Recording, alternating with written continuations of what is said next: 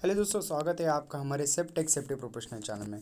दोस्तों, लास्ट के 1, 2 और 3 के पार्ट में हम लोगों ने देखा था कि वर्क परमिट क्या होता है, उसके टाइप्स क्या होता है, वर्क परमिट का रिसीवर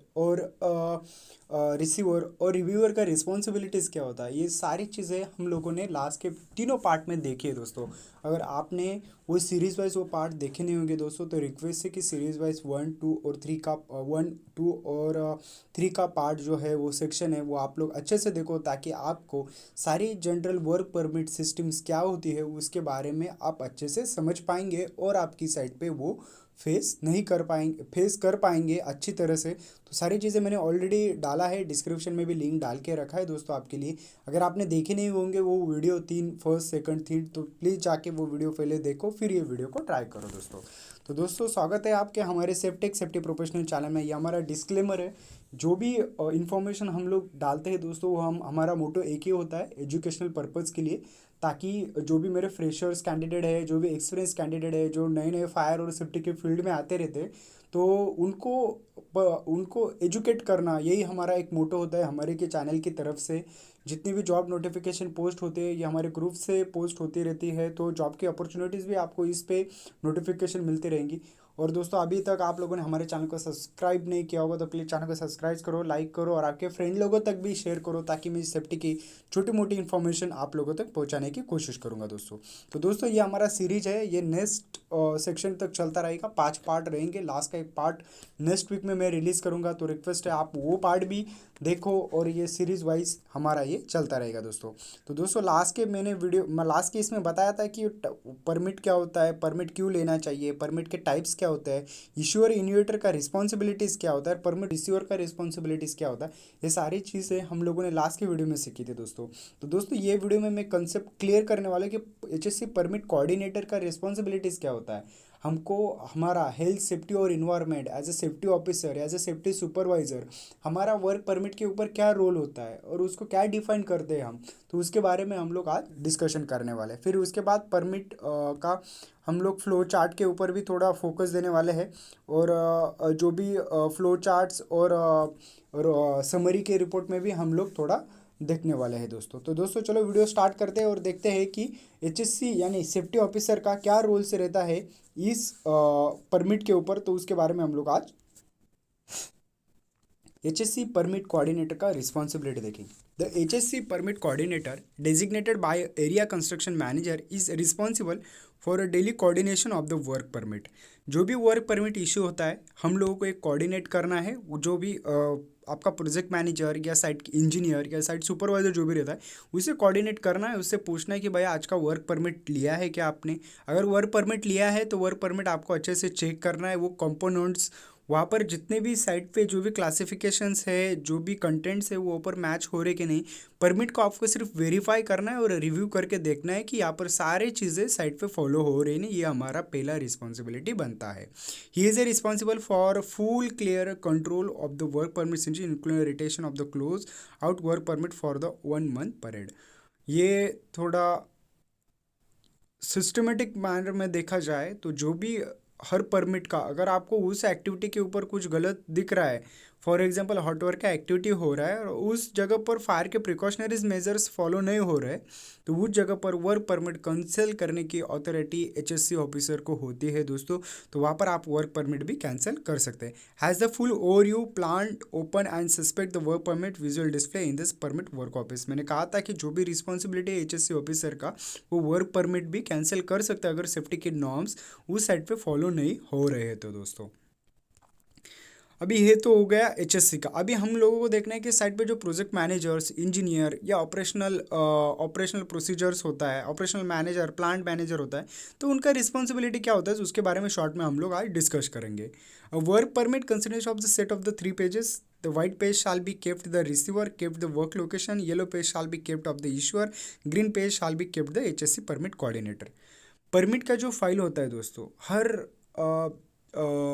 हर कंस्ट्रक्शंस का, हर कॉन्ट्रैक्टर का, हर जगह का वर्क परमिट अलग अलग होता है, जिसका व्यू होता है, किस तरह से फॉलो करना है, ये सारी चीज़ें आपको मायने रखती है दोस्तों। अगर आपकी साइड पे एक पेज का ही आपको परमिट फॉलो करना है तो आप कर सकते हैं। अगर आपकी साइट पे 3 पेज का परमिट फॉलो करना है कार्बन कॉपी डाल के, तो वो भी चीज़ें आप लोग फॉलो कर सकते हैं। वो आपके ऊपर डिपेंड है कि आपको वर्क परमिट का प्रोसेस किस तरह से फ्लो करना है, किस तरह से शो करना है और किस तरह से फॉलो करना है।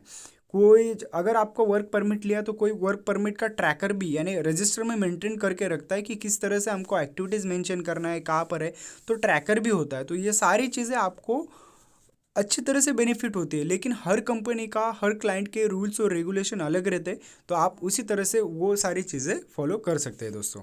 The description of the work permit shall be present statement and the plan activities board scope of work gender nature of the not acceptable. ये सारी चीज़ें जो है अगर आपके प्लांट हेड को एक्सेप्ट नहीं है, अगर आपके इंजीनियर को या सुपरवाइजर का एक्सेप्ट नहीं है, तो ये चीज़ें कैंसिल भी हो सकती है। जब भी आप एक्टिविटीज़ यानी ऑपरेशनल प्रोसीजर क्या होती है, आप परमिट किस किस बिहाफ से देते हैं, तो ये सारी चीज़ें आपको चेक करने समझनी है। अगर साइट पे method statement, risk assessment, job safety analysis will be produce, तो critical activities shall be attach to the form part of the permit, such additional document shall be attach to the original of the permit. ये permit का जो process है, जो protocols है, process कैसा होता है ऑपरेशनल प्रोसीजर में या कंस्ट्रक्शन साइट पे किस तरह से फॉलो किया जाता है, उसके बारे में स्टेटमेंट है। थोड़ा सॉरी, ऊपर में थोड़ा गलती होगा कि मुझे लगा कि वो ऑपरेशनल का रिस्पॉन्सिबिलिटीज़ क्या होता है। यहाँ पर प्रोसीजर यानी प्रोटोकॉल्स कहता था वर्क परमिट का साइट पर फॉलो करने का। तो पहले हमने देखा था कि जो वर्क परमिट का जो कॉपी रहती है वो 3 सेट में चाहिए, येलो कलर में, वाइट कलर में और ग्रीन पेज में। तो वो एक कॉपी आप क्लाइंट को दे सकते हैं, एक आपके पास रख सकते हैं, एक साइड पे रख सकते हो। तो इसका ये क्लासिफिकेशंस होता है। अगर एडिशनल में बहुत सारी जगह पर वर्क मेथड स्टेटमेंट भी लगाते हैं परमिट कॉपी के नीचे, जॉब सेफ्टी एनालिसिस भी लगाते हैं परमिट कॉपी के नीचे, और हीरा हजार्डेंस आइडेंटिफिकेशन रिस्क असेसमेंट भी लगाते हैं, और कितने आदमी लोग उस जगह पर काम करने वाले तो उनका टीबीटी रिकॉर्ड्स और ट्रेनिंग रिकॉर्ड्स भी अटैच करते हैं बहुत सारी जगह पर।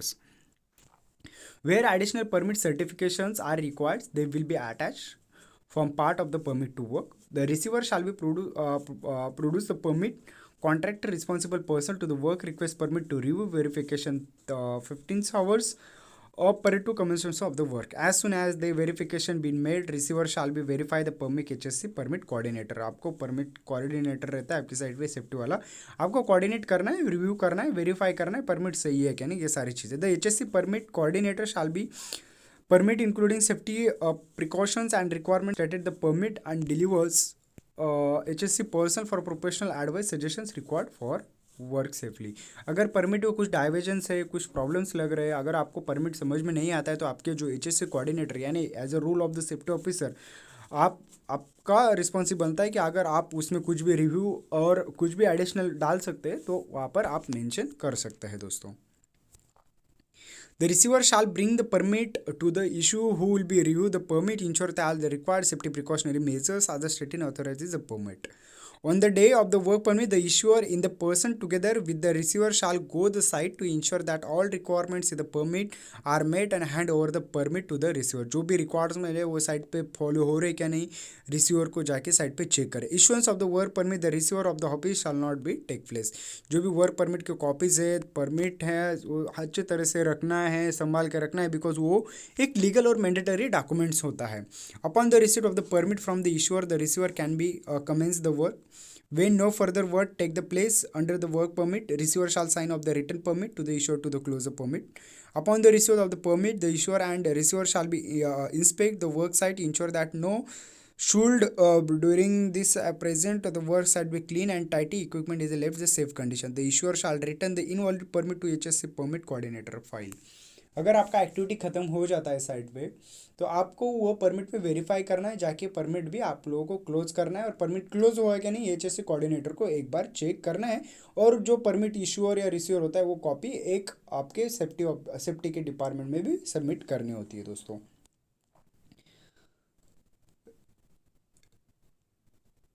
रीवैलिडेशंस of the work permit, permit का वैलिडेशन कितना रहता है, कब तक वो परमिट लेना है, एक्सटेंशन कितने आवर्स में करना है, उसके बारे में शॉर्ट में डिस्कस करते हैं। When the work calls any extension of the permit, the receiver shall suspect the work and request an extension of the validity to the issuer permit.